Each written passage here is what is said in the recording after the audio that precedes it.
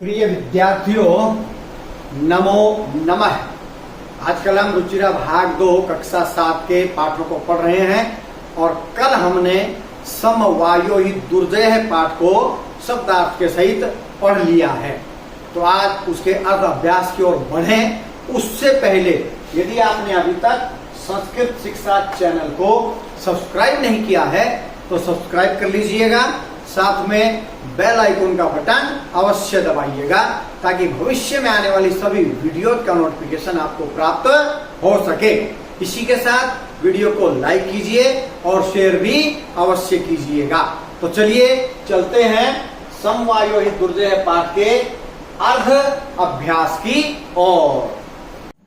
अभ्यास है अभ्यास। प्रश्न 1, प्रश्नानाम उत्तराणि एक पदेन लिखत। प्रश्नों के उत्तर एक पद में लिखो। एक पद में लिखना है, ठीक है, एक पद के अंतर्गत लिखना है। क विरक्षे का प्रतिवस्ती समय, पहले सब में लगा लेते हैं डैश ताकि आराम से उत्तर लिख लेंगे।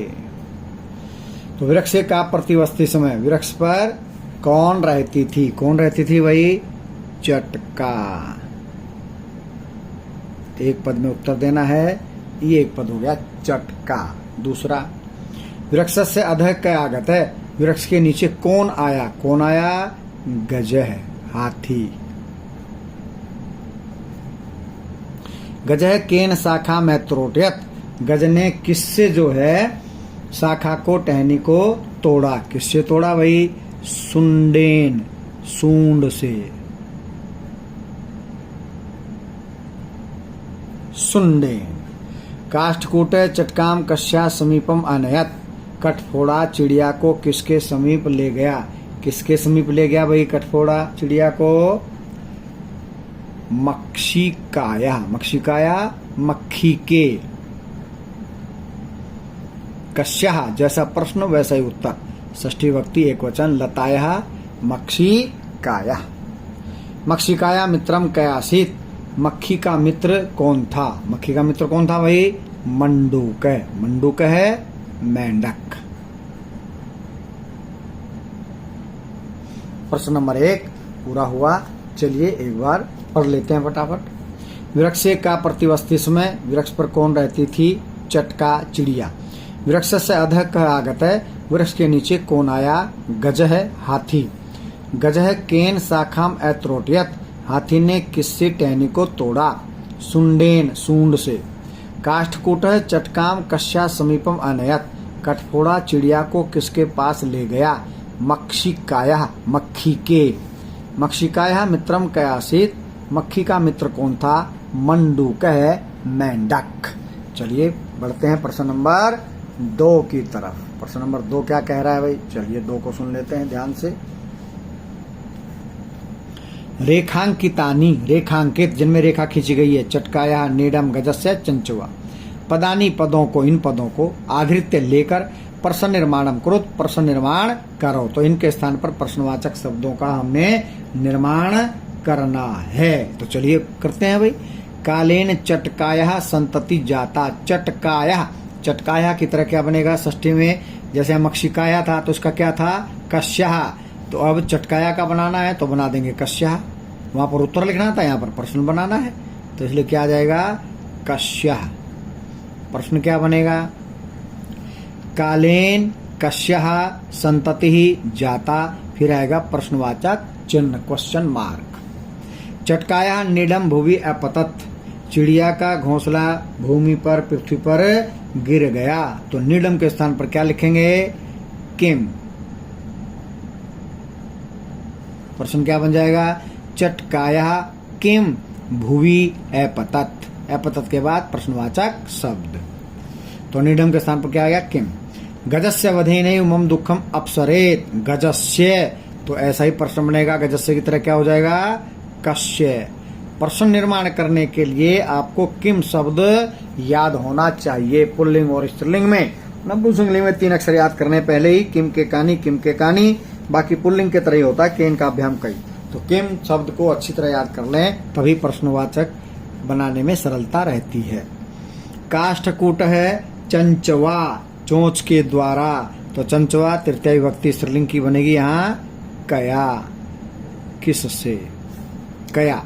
काष्ठकूट है कया गजस्य नयने स्फोटिष्यति, चिड़िया नहीं कठफोड़ा किससे हाथी की आंखों को फोड़ देगा। चलिए एक बार फिर से पढ़ते हैं प्रश्न। कालेन कस्यः संततिः जाता प्रश्नवाचक चिन्ह, चटकायः किम भुवि अपतत् प्रश्नवाचक चिन्ह, कस्य वधेनैव मम दुःखम अपसरेत् प्रश्नवाचक चिन्ह, काष्ठकूटः कया गजस्य नयने स्फोटिष्यति प्रश्नवाचक चिन्ह। चलिए करते हैं प्रश्न नंबर 3। प्रश्न नंबर 3 क्या है जी, चलिए पढ़ते हैं पहले। मंजूषा आता है, मंजूषा से, ये मंजूषा है। मंजूषा ये ऊपर जो शब्द दिए होते हैं खाली स्थान भरने के लिए उसी को कहते हैं मंजूषा। मंजूषा से क्रियापदानी, क्रियापदों को, सबके अंत में क्रियापद लगने हैं, क्रियापदों को चित्वा चुनकर रिक्त स्थानानी, ये खाली स्थान पूरियत पूरे करो। ऊपर से जब नीचे खाली स्थान भरते हैं यदि आपने एक भी गलत भर दिया तो ये मान के चलें कि 2 कम से कम गलत हो जाएंगे, क्योंकि जो हमने गलत भरा यहाँ पर कोई और शब्द आना था वो कहीं और लिखा जाएगा, तो कम से कम 2 तो गलत होंगे, हो सकते हैं गलत 3-4 भी।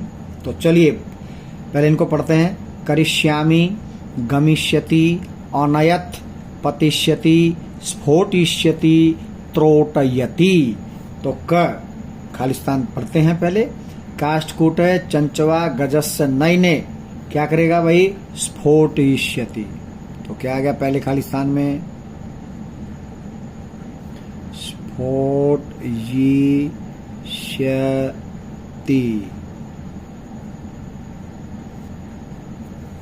स्फोटिष्यति। ऊपर से बिल्कुल देख के लिखना है, बिल्कुल भी गलत नहीं होना चाहिए। देख कर भी गलत लिखेंगे तो अलग है, मुजबानी नहीं लिखना है, ताकि पूरा देख के लिखेंगे तो ठीक रहेगा। मार्गे स्थित अहमपि शब्दम, मार्ग में स्थित मैं भी शब्द करिष्यामि, करूंगा। तो यहाँ क्या आ गया जी, करिष्यामि, दूसरे खाली स्थान में करिष्यामि। तृषार्थ है गज है जलाशयम गमिष्यति, प्यास से व्याकुल हाथी तालाब की ओर जाएगा, गमिष्यति,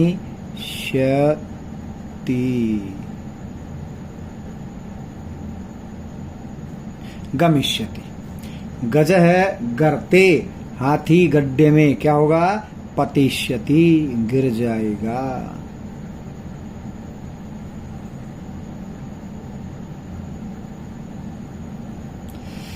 काष्ठकूट है ताम मक्षिकाया समीपम, अनयत, ले गया।